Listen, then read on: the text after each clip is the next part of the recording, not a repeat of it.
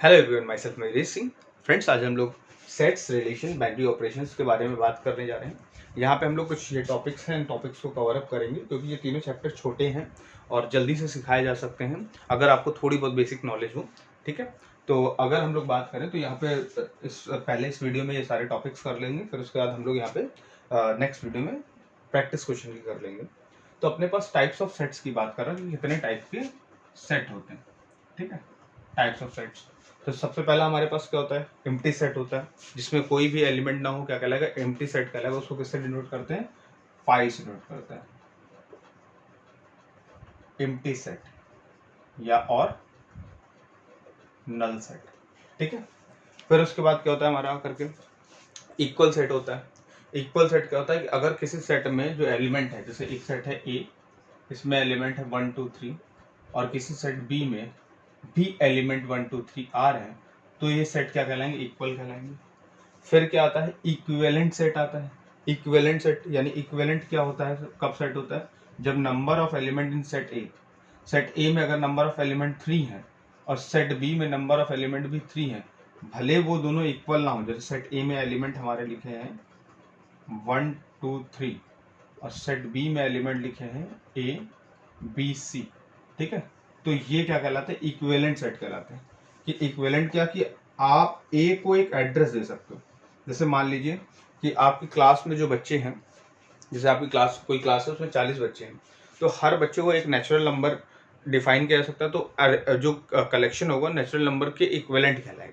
ठीक है, हर बच्चे को एक नेचुरल नंबर, एक नंबर दे सकते हो ना, उसको एक स्टिकर चिपका दो यहाँ पे उसके, तो एक नंबर, नेचुरल नंबर प्रोवाइड कर सकते हो। तो इसका मतलब क्या हो गया कि वो इक्विवेलेंट टू नेचुरल नंबर बोले जा सकते हैं।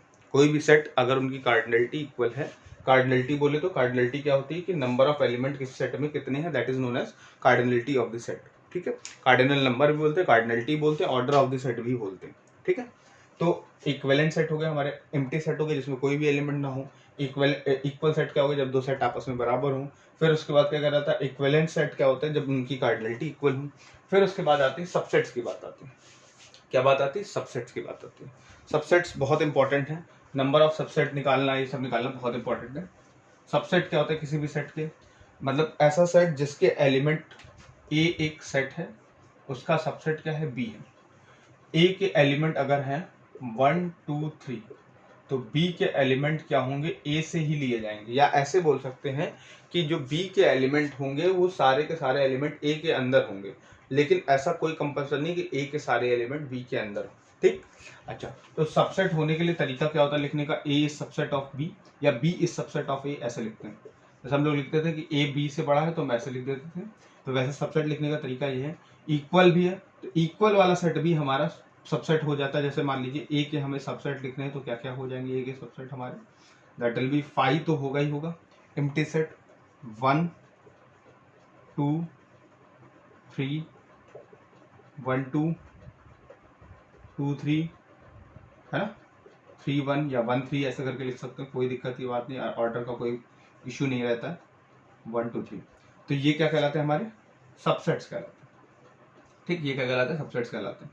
ठीक है, तो अच्छा, ये भी क्या है? सबसेट है, क्योंकि ये ए और बी इक्वल है, तो ए इक्वल वाला सेट भी क्या होता है? सबसेट होता है।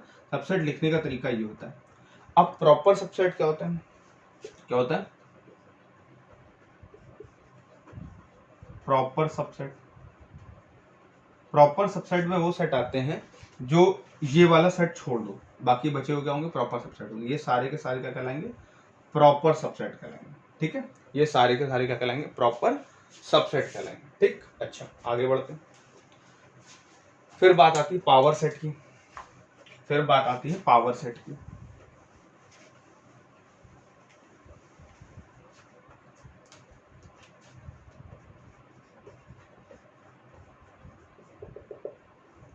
पावर सेट क्या होता है? पावर सेट क्या होता है भाई मेरे, कि अगर हमारे पास बात करें, हमारे पास आकर के कोई एक ऐसा सेट बनाने जिसमें सबसेट्स को डाल देते हैं, ऐसा सेट बना लें जिसमें हम लोग सबसेट्स को डाल देते हैं। दैट विल बी, ए का सेट है हमारा 1 और 2, इसमें हमने इसका पावर सेट लिखना था तो हमने ये लिख दिया। हमने जितने भी सबसेट्स ए के पॉसिबल थे वो उसमें डाल दिए। तो cardinality of number of element in power set क्या होते हैं? वो ऑलवेज क्या होता है? 2 टू द पावर n होते हैं। क्या होता है? 2 टू द पावर n। ठीक, और यही इक्वल क्या होंगे, नंबर ऑफ सबसेट्स के, ठीक है, यही इक्वल क्या होंगे, नंबर ऑफ सबसेट्स के होंगे। तो यहाँ पे हमने टाइप्स ऑफ सेट्स देख लिया आकर के, ठीक है। टाइप्स ऑफ सेट में क्या लिख लिया था हम लोग, टाइप्स ऑफ सेट जो भी थे सारे देख लिए, सबसेट देख लिए, पावर सेट देख लिए, सब कुछ देख लिया।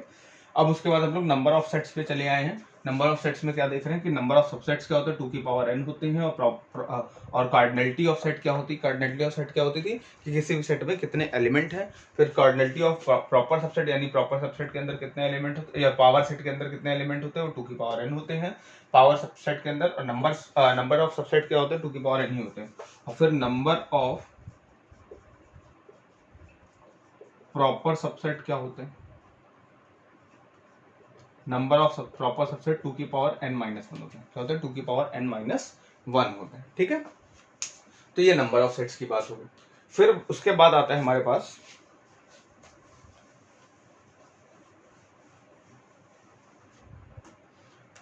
एक होता है यूनिवर्सल सेट, 1 2 3 4 5। इसमें से मैंने एक सेट लिया, 8 2 3 ले लिया, तो मुझे एक कॉम्प्लीमेंट चाहिए। तो वो एलिमेंट होते हैं, एक कॉम्प्लीमेंट के अंदर वो एलिमेंट होते हैं जो हमारे इसके अंदर है ही नहीं, किसके अंदर 1 2 3 के अंदर नहीं है, तो बचे इसके अंदर नहीं है, वो होते हैं हमारे पास 4 और 5।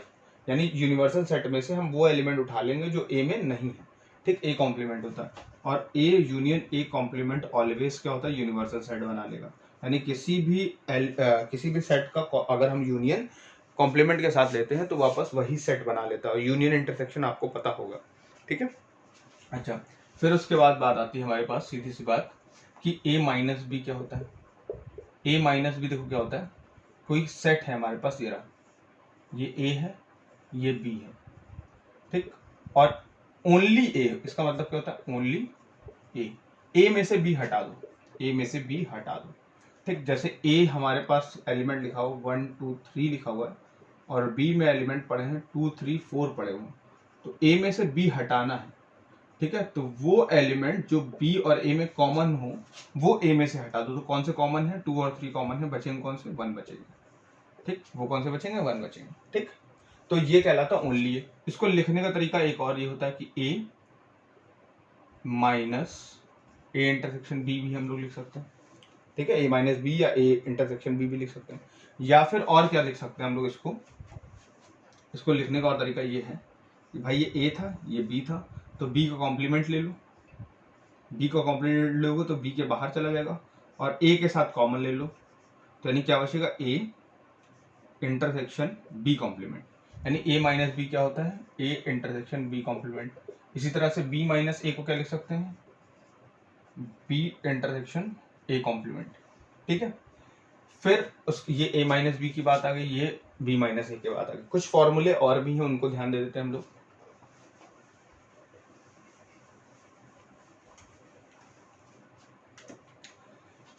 Number of a plus number of b is equal to number of a intersection b, या माइनस कर ले, is equal to number of a union b होता है, ठीक है।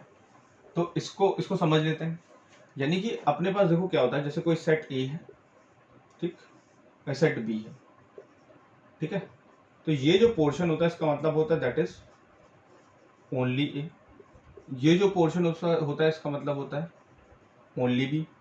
और ये जो पोर्शन होता है ना, a एंड b बोथ, दोनों के दोनों एक साथ, और ये जो पोर्शन होता है a यूनियन b, इसका मतलब क्या होता है, at least one of them, मतलब कम से कम एक हो, तो a यूनियन b कहलाता है वो, ठीक है।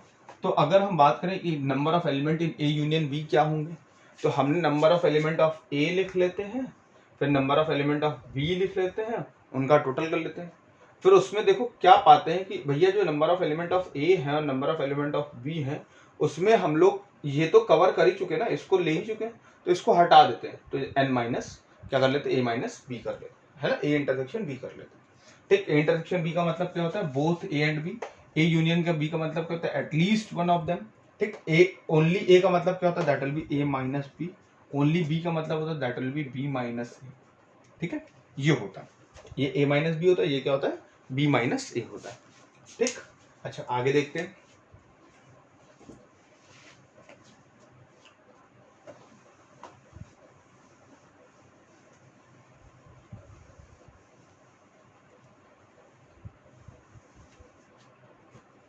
फिर अगर बात करें ए डेल्टा बी, तो इसका मतलब क्या है, सिमेट्रिक डिफरेंस होता है। क्या होता है सिमेट्रिक डिफरेंस। सिमेट्रिक डिफरेंस कैसे निकालते हैं, इसका मतलब क्या है कि आप A minus B union B minus A ले लो, मतलब आप ये वाला पोर्शन लो और ये वाला पोर्शन लो, इसके सिवा और कुछ नहीं लेना। ठीक, तो इसको ऐसे भी लिख सकते हैं कि ए यूनियन बी में से हम लोगों ने ए इंटरसेक्शन बी माइनस कर दिया।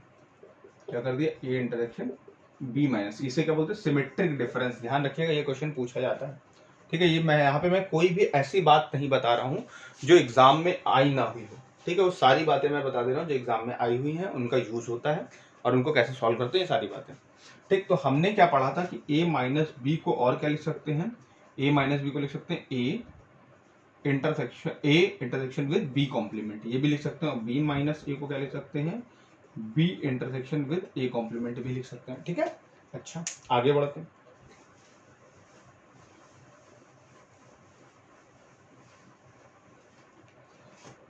अब देखिए डिमॉर्गन्स लॉ क्या कहता है। डिमॉर्गन्स लॉ क्या कहता है और डिस्ट्रीब्यूटिव लॉ, ये सब क्या होते हैं कि अगर A intersection B union C लिखा है तो ये जो अपना ए होगा वो अपना इंटरसेक्शन लेके बी के पास भी चला जाएगा और ए अपना इंटरसेक्शन लेकर सी के पास भी चला जाएगा। फिर अगर हमारे पास A union B intersection C लिखा हो तो इसका मतलब क्या होगा, ए जो अपना यूनियन लेकर के बी के पास भी चला जाएगा, इंटरसेक्शन ए अपना यूनियन लेकर के सी के पास भी चला जाएगा। ठीक है, that will be A intersection हो जाएगा और ये यूनियन हो गया। ठीक, बात समझ में आई। तो ये डिस्ट्रीब्यूटिव लॉ कहलाता है। डिमॉर्गन्स लॉ क्या कहता है कि आपके पास अगर ए इंटरसेक्शन भी ऐसे ट्रांसपोज लिखा, ये कॉम्प्लीमेंट लिखा हुआ है, आप कॉम्प्लीमेंट को ब्रैकेट के अंदर डालते हैं तो ये ऐसे कॉम्प्लीमेंट यहाँ पे आ जाता है, ये साइन चेंज कर लेता है और यहाँ पे क्या होता है, बी कॉम्प्लीमेंट हो जाता है। ठीक है, और अगर ए यूनियन बी कॉम्प्लीमेंट लिखा हुआ है तो यहाँ पे भी साइन चेंज हो जाएगा और यहाँ पे भी क्या आ जाएगा, बी कॉम्प्लीमेंट आ जाएगा। ठीक है, तो यहाँ पे और वापस भी हम जा सकते हैं, ध्यान रखिएगा आप इन चीजों से वापस भी जा सकते हैं। ठीक, तो अब एक दो क्वेश्चन कर लेते हैं, इनके ऊपर कैसे पूछे जाते हैं, क्वेश्चन क्या बना के पूछ लेता है। अब इन्होंने ये पूछा था, ये आया पीजीटी 2003 में आ चुका। इन्होंने पूछा था ये किसके इक्विवेलेंट है। तो करने के दो तरीके हैं, या तो हम एक काम करें वेन डायग्राम बना लेते हैं।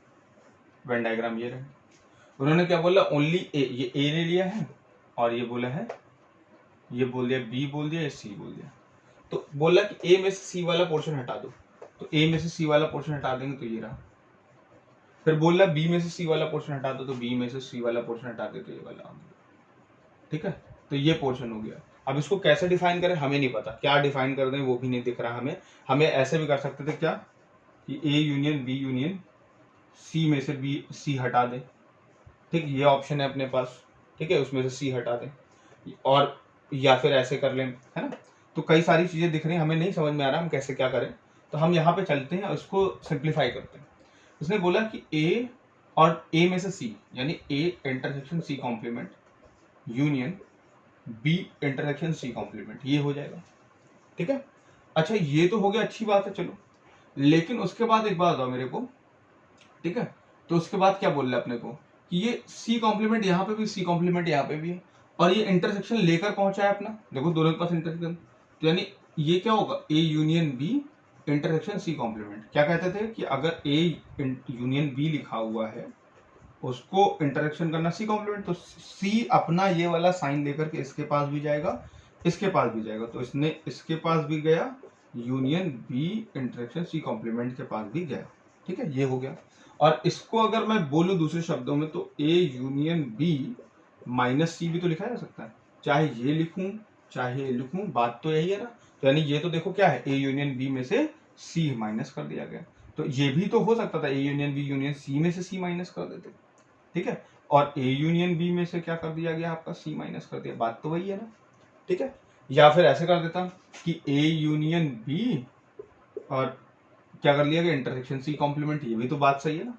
तो ऐसे कितने भी पूछे जा सकते हैं, लेकिन यहाँ से आप वेन डायग्राम से वो बता तो पाएंगे, लेकिन ये अगर मेथड आपको आता तो आप डायरेक्ट आंसर पे पहुंच जाएंगे। ठीक, तो इस तरह के क्वेश्चंस भी हम लोग नेक्स्ट वीडियो में इसको प्रैक्टिस करेंगे। अब रिलेशंस क्या होते हैं उनके बारे में देख लेते हैं। ठीक है, यकीन मानिए इस वीडियो में मैं उन सारे पॉइंट्स को लेकर आ रहा हूं जो एग्जाम में पूछे गए, एक भी ऐसा पॉइंट नहीं, टेक्निकल पॉइंट छूट रहा है जो एग्जाम में पूछा ना गया हो। दूसरी बात, जब तक आप क्वेश्चन प्रैक्टिस नहीं करेंगे तब तक आपको कोई भी चीज़ क्लियर नहीं होने वाली। यहाँ पे आप नोट डाउन कर लीजिए, इतनी ही बातों के अंदर, जितनी बातें मैंने बता दी ना उतनी बातों के अंदर ये 3 चैप्टर आपके निकल के चले जाएंगे, कोई प्रॉब्लम नहीं होने वाली, कोई दिक्कत नहीं होने वाली। ठीक है, क्वेश्चंस करेंगे उनमें क्लियर हो जाएगा सारी चीज़ें। ठीक है, आगे बढ़ते हैं। What is relation? रिलेशन क्या होता है? रिलेशन किसी सेट ए पे होता है आर, वो क्या होता है? ए क्रॉस ए होता है। ठीक है, वो क्या होता है? अगर हम बात करें R be the relation on set A is subset of A cross A। ये क्या होता है? A cross A का सबसेट होता है। ठीक है, R be the relation होता है सेट A पर, जो क्या होता है? A cross A का सबसेट होता है। ठीक, यानी कि अगर मेरे पास कोई एक A दे रखा है, इसके अंदर 1 2 3 लिखा हुआ, तो मैं A क्रॉस A अगर निकालूं तो क्या होता है? मैं 1,1 लिख सकता हूँ, मैं 1,2 लिख सकता हूँ, मैं 1,3 लिख सकता हूँ, मैं 2,1 लिख सकता हूँ, 2,2 लिख सकता हूँ, 2,3 लिख सकता हूँ, मैं 3,1 लिख सकता हूँ, 3,2 लिख सकता हूँ, 3,3 लिख सकता हूँ। ठीक है, तो ये लिख सकता हूँ मैं यहाँ पे। ठीक, अच्छा, तो यानी ये क्या हुआ? इसमें से मैंने एक R1 रिलेशन उठाया जिसके अंदर कुछ एलिमेंट डाल दिया, 1,1 3,1, सिर्फ मैंने ये डाल दिया। ठीक है, तो ये भी एक रिलेशन होगा।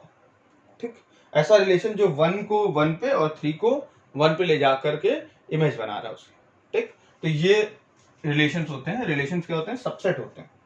ठीक, क्या होते हैं? सबसेट होते हैं। पहली बात, इसमें कितने एलिमेंट होंगे? n स्क्वायर एलिमेंट हो जाएंगे, n क्रॉस n हो जाएंगे, यानी a क्रॉस b अगर है, ठीक है, तो उसमें कितने एलिमेंट होते हैं? Number of element of A into number of element of B. तो इसी तरह से ए क्रॉस ए में कितने एलिमेंट होते हैं? क्रॉस, ये कार्टेशियन प्रोडक्ट बोलते हैं, और इसको क्या बोलते हैं? ऑर्डर्ड पेयर बोलते हैं। इसको जो पेयर बनना है इसको क्या बोलते हैं? ऑर्डर्ड पेयर बोलते हैं। और ऑर्डर्ड पेयर में जो x होता है ये y, x जो कहलाता है वो x का कलेक्शन डोमेन कहलाता है, y का कलेक्शन क्या कहलाता है? रेंज कहलाता है। ठीक, फिर a क्रॉस a जो बोल दिया गया है, यानी a का खुद से रिलेशन, तो उसमें हमेशा क्या होंगे? Number of element of a का स्क्वायर हो जाएगा। ठीक है, यानी जितने एलिमेंट a में होंगे उनको 2 टाइम्स कर देंगे। ठीक, तो ये रिलेशन की बात आ गई। क्या होते हैं रिलेशन? ये भाई रिलेशन एक सबसेट है किसका? ए क्रॉस ए का एक कोई सबसेट होगा, और इसमें क्या होता है? ए क्रॉस ए लिखा जाता है। ए क्रॉस ए लिखने का तरीका कि 1 का 1 के साथ रिलेशन, 1 का 2 के साथ, 1 का 3 के साथ, जितने पॉसिबल रिलेशन होते हैं वो सारे ए क्रॉस ए के अंदर आ जाते हैं। उससे कोई छोटा रिलेशन उठा लेते हैं। ठीक है, उससे कोई छोटा रिलेशन उठा लेंगे, वही रिलेशन कहलाता है हमारे पास। ठीक है, और ए क्रॉस ए में कितने एलिमेंट होते हैं? Number of element of A into number of element of B होते हैं। फिर क्या होते हैं? अगर मैंने ए क्रॉस ए लिखा है तो उसमें कितने एलिमेंट होंगे? उसमें एन स्क्वायर एलिमेंट होते हैं। कितने होते हैं? N square element. ठीक है, उसमें एन स्क्वायर एलिमेंट होते हैं। अब आगे की बात देखते हैं। अब देखिए टाइप्स ऑफ रिलेशन क्या क्या होते हैं। तो पहला रिलेशन क्या होता है? एम्प्टी रिलेशन, वो तो सब में होता है, उसमें कोई भी पेयर ना उठाओ तो वो क्या कहलाएगा? एम्प्टी रिलेशन कहलाएगा। फिर दूसरा क्या आता है? Identity relation. आइडेंटिटी रिलेशन क्या होता है? देखो कि अगर मेरे पास ए है, उसमें एलिमेंट है 1 2 3, तो हम एक आइडेंटिटी रिलेशन बनाए जिसमें सिर्फ 1,1 और 2,2 3,3 ले लें, तो क्या कहलाता है? आइडेंटिटी रिलेशन कहलाता है। वो क्या कहलाता है? आइडेंटिटी रिलेशन कहलाता है। ठीक है, ओके।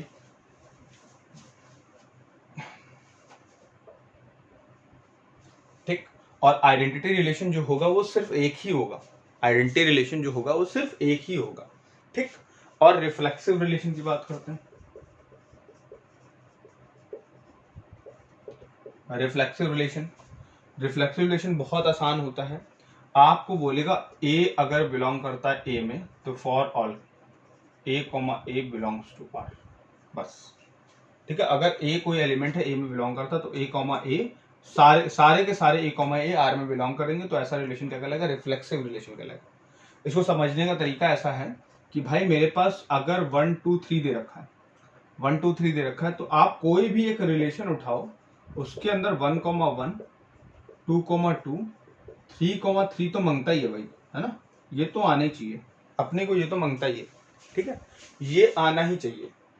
ठीक, इससे ज्यादा एलिमेंट हो कोई बात नहीं। तो आप कहोगे क्या कोई भी रिफ्लेक्सिव रिलेशन क्या आइडेंटिटी हो सकता है? हाँ, रिफ्लेक्सिव रिलेशन आइडेंटिटी हो सकता है, लेकिन क्या सारे रिफ्लेक्सिव रिलेशन आइडेंटिटी होते हैं? बिल्कुल नहीं होता है। मतलब आइडेंटिटी जो है वो रिफ्लेक्सिव रिलेशन हो सकता है, आई एम सॉरी मैंने थोड़ा सा गड़बड़ बोल दिया, आइडेंटिटी रिलेशन जो है वो रिफ्लेक्सिव हो सकता है, लेकिन सारे रिफ्लेक्सिव रिलेशन आइडेंटिटी नहीं हो सकते। ठीक, ये बात क्लियर है। रिफ्लेक्सिव रिलेशन पहचानने का तरीका क्या है कि उसके अंदर ये सारे के सारे आने चाहिए, सारे के सारे जितने एलिमेंट सेट ए के हैं वो सारे के सारे उनके पेयर वहां पे आने चाहिए। या अगर इसको मैट्रिक्स फॉर्मेट में आप समझें, जैसे आपके पास मैट्रिक्स कोई बनानी है और आपके पास ये 3 एलिमेंट है, तो टोटल पॉसिबल क्या होंगे 9, तो यानी A11 A1 A22 A33 diagonal वाले सारे एलिमेंट रिलेशन के अंदर एग्जिस्ट करने चाहिए। ठीक है, अगर डायगोनल वाले सारे रिलेशन एग्जिस्ट करते हैं तो क्या होगा? रिफ्लेक्सिव रिलेशन होगा। ठीक है, बात समझिएगा करके। ठीक, कि जैसे मैं बोलूं एक रिलेशन है, एक सेट है ए जिसके अंदर ए बी सी एलिमेंट है, तो आर में ये तो मिनिमम होना ही चाहिए, तभी वो रिफ्लेक्सिव होगा, अदरवाइज वो रिफ्लेक्सिव नहीं होगा, अदरवाइज वो रिफ्लेक्सिव नहीं होगा। ठीक है, बाकी इसके क्वेश्चंस की प्रैक्टिस करेंगे तो अच्छे समझ में आ जाएगा उसको। और भी और देखते हैं दूसरा रिलेशन क्या होता है। अगला रिलेशन होता है सिमेट्रिक रिलेशन। अगला रिलेशन क्या होता है? Symmetric relation. सिमेट्रिक रिलेशन में क्या होता है कि अगर कोई ए कॉमा बी आर में है, ए कॉमा बी का मतलब ए और बी दोनों अलग अलग होने चाहिए। ए कॉमा बी अगर आर में है तो बी कॉमा ए भी आर में होना चाहिए, ध्यान रखिए। अगर ए कॉमा बी आर में है तो बी कॉमा ए भी आर में होना चाहिए, तभी वो क्या कहलाएगा? सिमेट्रिक कहलाएगा, अदरवाइज वो सिमेट्रिक नहीं कहलाएगा। जैसे एक मैं उठा लेता हूँ 1,1 1,2 2,1, ठीक, ये उठा लिया। तो 1,1 से तो कोई मतलब ही नहीं, अपने को क्या है 1,2 से मतलब है। क्यों? क्योंकि यहाँ पे ए होना चाहिए, यहाँ पे बी, दोनों के डिफरेंट होने चाहिए। हमने 1 और 2 को उठाया, ये रिलेशन में देखा अच्छा है भाई, तो 2,1 आ रहा है, हाँ बिल्कुल आ रहा है, तो हो गया। अब देखो दूसरा उठा के देखते हैं, ये 2,1 उठाया, 2,1 आर में है, तो क्या 1,2 है? इसको बदला इंटरचेंज किया, हाँ वो भी है, तो यस ये सिमेट्रिक रिलेशन हो गया। ये क्या हो गया? सिमेट्रिक रिलेशन हो गया। बात आती है ट्रांजिटिव रिलेशन।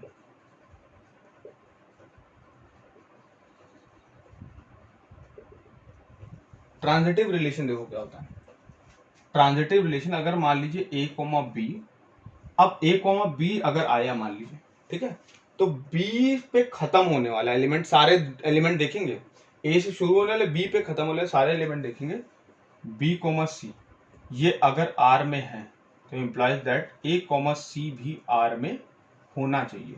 अगर ए कॉमा सी भी आर में होगा तो ऐसा रिलेशन क्या कहलाएगा? ट्रांजिटिव रिलेशन कहलाएगा। अगर A comma B comma C R में है तो ए कॉमा सी अगर आर में होगा तो ऐसा रिलेशन क्या कहलाएगा? ट्रांजिटिव रिलेशन कहलाएगा। बात क्लियर है? ठीक, अच्छा, अब अगर कोई रिलेशन रिफ्लेक्सिव, सिमेट्रिक, ट्रांजिटिव होता है तो कैसा होता है? Equivalence relation. अगर कोई रिलेशन रिफ्लेक्सिव, सिमेट्रिक, ट्रांजिटिव होता है तो कैसा होता है? इक्विवेलेंस रिलेशन होता है। ठीक है, और इनको इसलिए पढ़ते हैं कि रिफ्लेक्सिव, सिमेट्रिक, ट्रांजिटिव अगर हमने पढ़ लिया तो हमने एक ऐसा रिलेशन बना लिया है जो क्या होगा? किसी बड़े सेट से बिल्कुल अलग होगा। वो उनके उसके ऊपर क्या होंगी? बहुत सारी अच्छी अच्छी प्रॉपर्टीज होल्ड कर रही होंगी। ठीक है, उसके ऊपर बहुत सारी अच्छी अच्छी प्रॉपर्टीज होल्ड कर रही होंगी। ठीक, मतलब किसी सेट को अगर ब्रेक करना है या किसी रिलेशन को ब्रेक करके अलग अलग तरीके से रिप्रेजेंट करना है तो वो रिफ्लेक्सिव, सिमेट्रिक, ट्रांजिटिव होगा ही होगा और इक्विवेलेंस भी करेगा। तो ये चीजें हम जब ग्रुप पढ़ेंगे तो वहां पे देखेंगे, ये बहुत काम की चीज है। ठीक है, ऐसा नहीं कि खाली इसका खेल हो रहा है। कि देखिए भाई, आपको क्या है कि अगर आप यहाँ पे पढ़ रहे हैं तो आपको इंटरव्यू भी देना है जाकर के, तो आपको इतनी बेसिक्स तो चीजें पता होनी चाहिए कि आपके सामने इंटरव्यू अगर आपसे कुछ पूछे तो हम लोग उसको बता पाए। ठीक है, तो इसका इस्तेमाल कहाँ पे होता है? खाली ऐसा नहीं कि रिफ्लेक्सिव, सिमेट्रिक, ट्रांजिटिव पढ़ दिया हो गया, कहानी खत्म, बस इनकी डेफिनेशन है। ठीक है, अब देखो नंबर ऑफ रिलेशंस की बात करते हैं आगे। तो अब टाइप्स ऑफ रिलेशन हो गए, नंबर ऑफ रिलेशंस की बात करेंगे कि कितने टाइप के रिलेशन, क्या क्या चीजें होती हैं। अब देखिए नंबर ऑफ रिलेशन में आते हैं। सबसे पहले ए कोई सेट है तो टोटल नंबर ऑफ रिलेशन क्या बन जाएगा, वो 2 की पावर n स्क्वायर बनते हैं। क्या बनते हैं? 2 की पावर n स्क्वायर। यहाँ लिखते हैं A is set with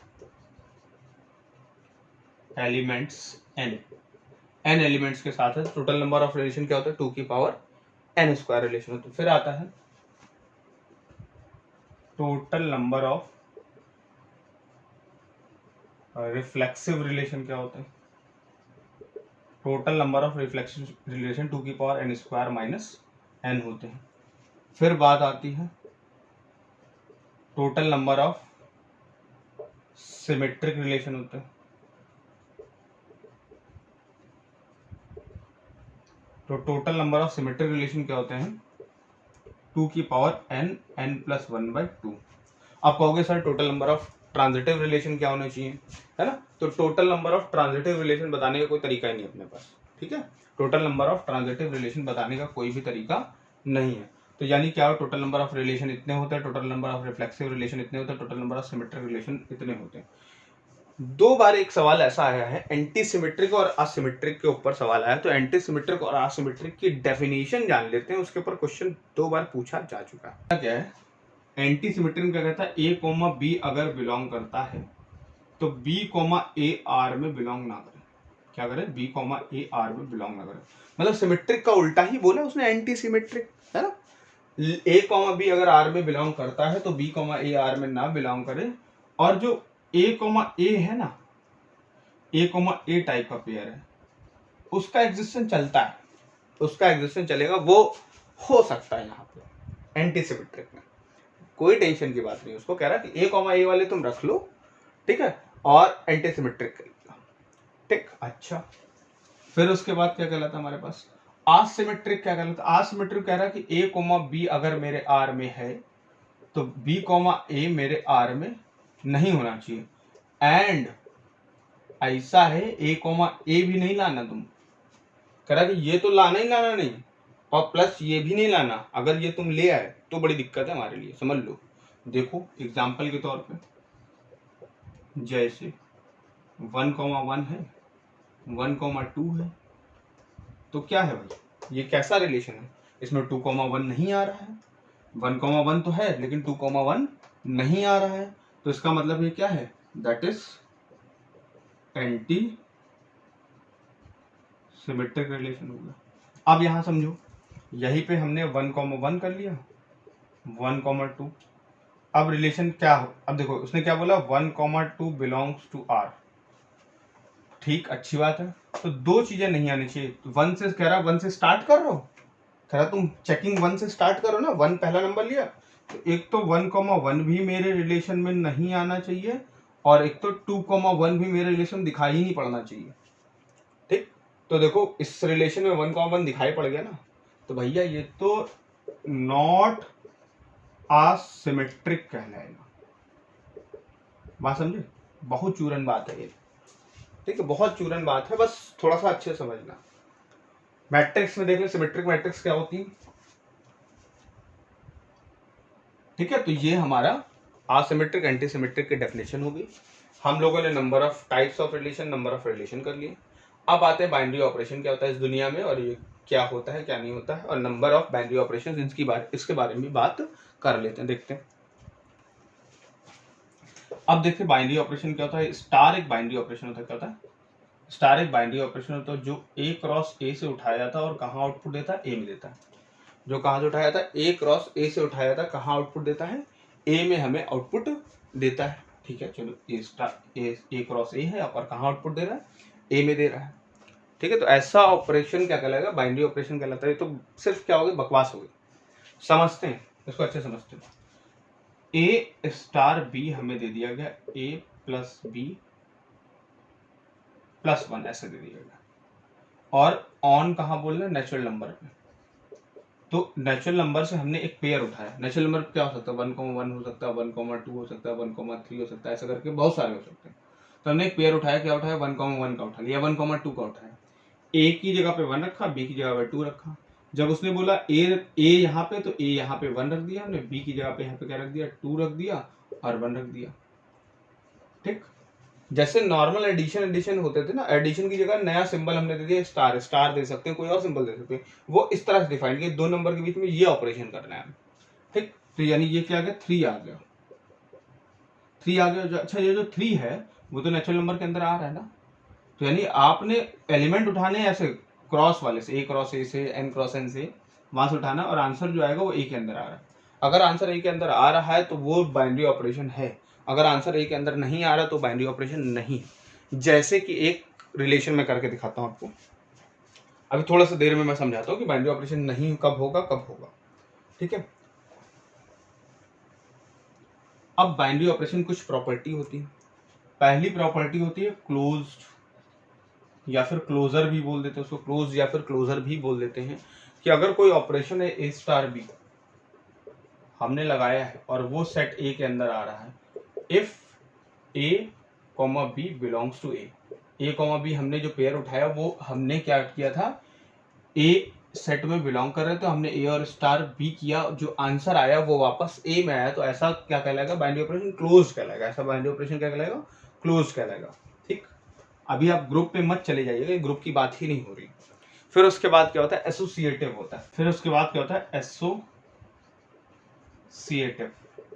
associative में क्या होता है कि अगर मैं ए स्टार बी करूं, उससे जो आंसर आए वो मैं सी के साथ कंबाइंड करूं, और फिर मैं बी स्टार सी करूं, उससे जो आंसर आए मैं ए के साथ करूं, तो ऐसा ऑपरेशन, ऐसा करना क्या कहलाता है, एसोसिएटिव कहलाता है।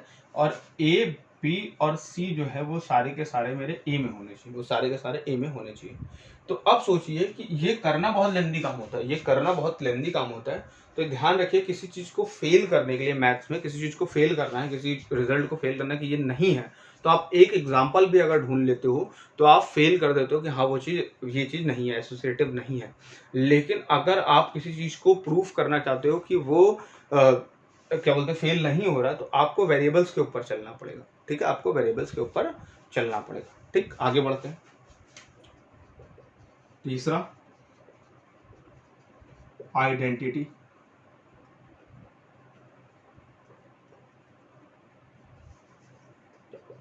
तीसरा क्या होता है, आइडेंटिटी। आइडेंटिटी एलिमेंट ढूंढना कि किसी भी सेट का, इस सेट का आइडेंटिटी एलिमेंट क्या होगा। तो एक ऐसा एलिमेंट होता है जो उसके साथ, ए के साथ ऑपरेट करके वापस ए दे दे, ए के साथ ऑपरेट करके क्या दे दे, वापस ए दे दे, ऐसा एलिमेंट क्या कहलाता है, आइडेंटिटी एलिमेंट कहलाता है, ठीक है। चौथी बात देखते हैं, चौथी बात होता है एग्जिस्टेंस ऑफ या inverse element, inverse of element, किसी एलिमेंट का इनवर्स ढूंढना। तो अगर मान लीजिए हमने बोला कि ए का इनवर्स क्या है, ए का इनवर्स ये हमारा, ए का इनवर्स, ए इनवर्स है, तो वो आइडेंटिटी दे देगा, ए के साथ ऑपरेट होकर क्या दे देगा, आइडेंटिटी दे देगा, ठीक है। तो ऐसे ऑपरेशन क्या कहलाते हैं, बाइनरी ऑपरेशन, ठीक। तो अपने पास बाइनरी इसलिए बोला गया कि दो लोगों के बीच में ऑपरेशन हो रहा है, इसलिए इसको बाइनरी बोला गया। टर्नरी बोल देते तो यानी 3 लोगों के बीच में ऑपरेशन होता, एक साथ बना दिया गया, तो उसे टर्नरी ऑपरेटर बोलते हैं और ऑपरेशन बोलते हैं। यहाँ पे बाइनरी इसलिए बोला गया कि 2 लोगों के बीच में हो रहा है, ठीक।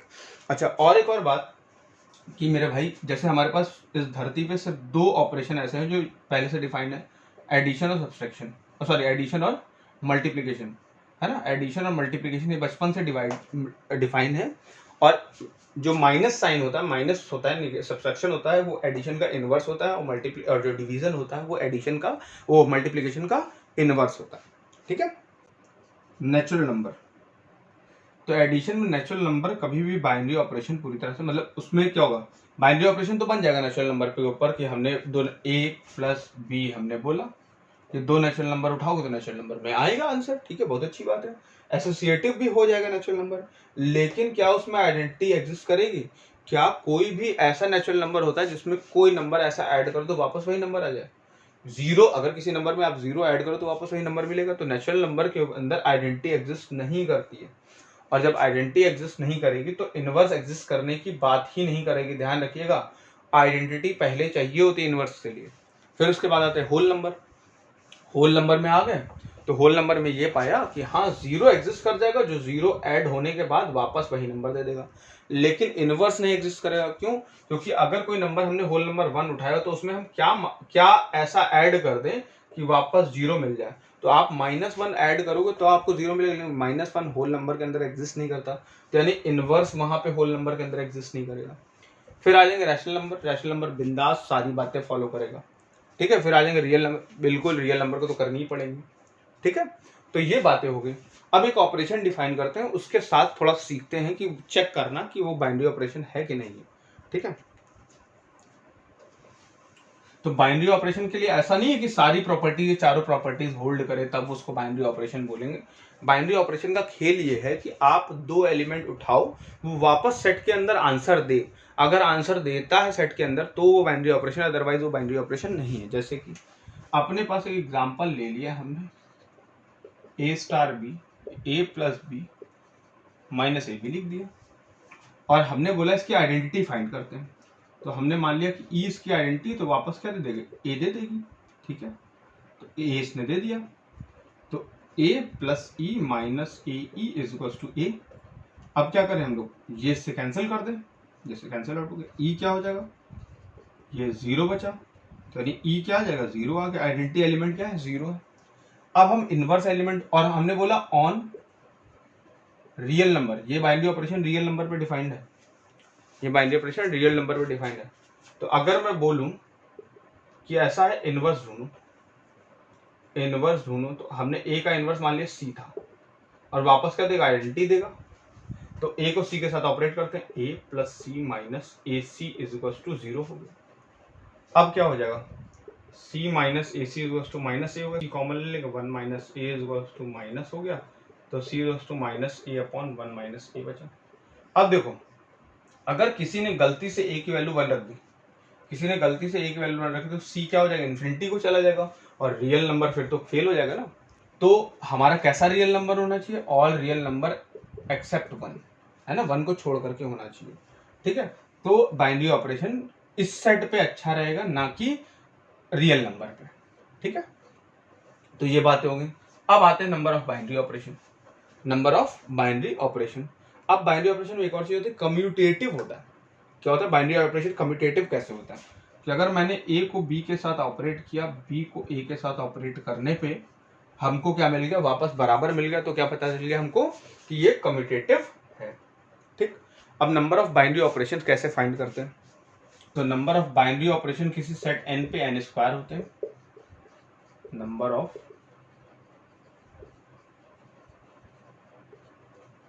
ठीक, और number of commutative binary operation,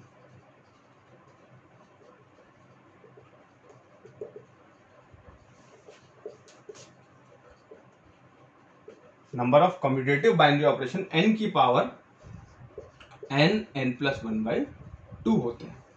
ध्यान रखिएगा ये बात, ठीक है। तो ये हमने पूरे चैप्टर की समरी पढ़ ली है, पूरे चैप्टर की समरी देख ली। अब नेक्स्ट वीडियो में हम लोग कुछ क्वेश्चंस लगाएंगे, 20 25 50 क्वेश्चन तक कोशिश करेंगे कर डालें हम लोग, तो पूरा चैप्टर भाई हमारा क्लियर हो जाएगा, ठीक है। 3 चैप्टर का बंच हमने एक साथ कर डाला। तो बट देखो भाई, टाइप्स ऑफ सेट क्या पढ़े थे हम लोगों ने? टाइप्स ऑफ सेट में पढ़ा था कि एम्प्टी सेट होता है, और हमारा इक्वल सेट होता है, इक्विवेलेंट सेट होता है, सबसेट्स होते हैं, पावर सेट्स होते हैं। फिर क्या पढ़ा था? Number of element in set. Number of element in set क्या कहलाते हैं? कार्डिनलिटी कहलाते हैं। फिर हमने क्या पढ़ा था? कितने सबसेट होते हैं? 2 की पावर n सबसेट होते हैं। और कितने प्रॉपर सबसेट होते हैं? 2 की पावर n माइनस 1 होते हैं। फिर हमने बोला कार्डिनलिटी ऑफ पावर सेट क्या होती है, यानी पावर सेट के अंदर कितने एलिमेंट होते हैं? तो 2 की पावर n होते हैं एलिमेंट, ठीक। फिर उसके बाद a minus B, B minus A minus B का मतलब क्या होता है? Only A. B minus A का मतलब क्या होता है? Only B. इंटरेक्शन पढ़ लिया था, यूनिवर्सल सेट देख लिया था, कॉम्प्लीमेंट देख लिया था, ये सिमेट्रिक डिफरेंस देख लिया था। फिर डिमॉर्गन्स लॉ के ऊपर कैसे क्वेश्चन आते हैं वो देखे थे हम लोगों ने। फिर एक चीज और मैं भूल गया हूँ, देखिए कि number of element in A plus number of element in B plus number of element in C minus A intersection B minus A intersection C minus B intersection C plus A intersection B intersection C is equal to number of element of A union B union C. ये formula note कर लीजिए, आपके कहीं काम आ सकता है, ठीक है। एक बार पूछा जा चुका है एग्जाम में, ठीक है। फिर डिमॉर्गन्स लॉ देख लिया था कि ब्रैकेट ओपन करो तो साइन चेंज हो जाता है। फिर व्हाट इज रिलेशन, रिलेशन देखा था क्या होता है। टाइप्स ऑफ रिलेशन देख लिया, सिमेट्रिक, रिफ्लेक्सिव, ट्रांजिटिव रिफ्लेक्सिव में क्या होता है, ए कॉमा ए होना मांगता ही अपने को, ठीक। ए कॉमा बी अगर आ रहा है तो बी कॉमा ए होना चाहिए, सेट में सिमेट्रिक होता है। ट्रांजिटिव में क्या होता है, ए कॉमा बी अगर है तो बी से फिर शुरू होने वाले सारे एलिमेंट दोनों, तो बी कॉमा सी अगर मिला तो ए कॉमा सी रिलेशन में होना चाहिए, ट्रांजिटिव कहलाता था। फिर हम लोगों ने पढ़े थे कितने ऑफ सिमेट्रिक, कितने रिफ्लेक्सिव, कितने ट्रांजिटिव और कितने रिलेशन होते हैं। तो रिलेशन क्या होते थे, 2 की पावर n स्क्वायर रिलेशन होते थे। कितने सिमेट्रिक होते थे, 2 की पावर n प्लस 1/2 होते थे। कितने ट्रांजिटिव होते थे, 2 की power n square minus n होते थे। सॉरी, रिफ्लेक्सिव होते थे। ट्रांजिटिव हम बता ही नहीं सकते। फिर उसके बाद असिमेट्रिक और सिमेट्रिक, एंटी सिमेट्रिक पढ़ लिए थे। तो असिमेट्रिक में क्या होता है कि अगर ए कॉमा बी है तो बी कॉमा ए भी नहीं होगा, और ए कॉमा ए तो मांगता ही नहीं, होना ही नहीं चाहिए, वो तो बिल्कुल नहीं।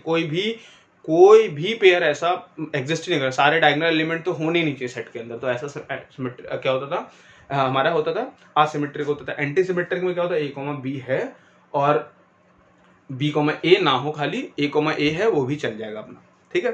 फिर बाइनरी ऑपरेशंस पे आ गए थे कूद करके हम लोग। अच्छा, नंबर ऑफ रिलेशन देख लिया हम लोगों ने, और अगर कोई रिलेशन रिफ्लेक्सिव, सिमेट्रिक, ट्रांजिटिव होता तो वो इक्विवेलेंस होता था।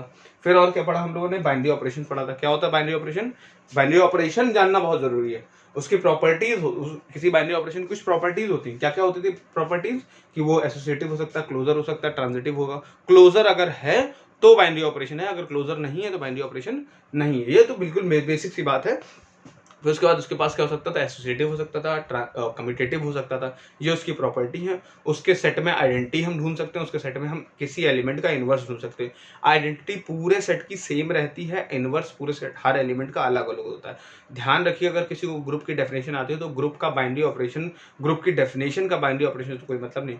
यानी अगर कोई बाइनरी ऑपरेशन ये 4 प्रॉपर्टीज रखता होगा तो वो ग्रुप कहलाएगा, ठीक है। ग्रुप की बात बिल्कुल बाद में स्टार्ट करेंगे, अभी सिर्फ बाइनरी ऑपरेशन प्रॉपर्टीज को देखेंगे, क्या क्या प्रॉपर्टीज हो सकती है किसी बाइनरी ऑपरेशन।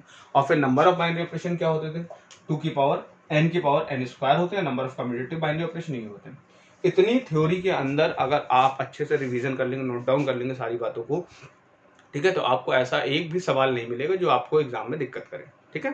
तो अगर आपको मेरा वीडियो पसंद है तो प्लीज अपने फ्रेंड्स से उसको शेयर करें, मेरे चैनल को सब्सक्राइब करें। Thank you very much.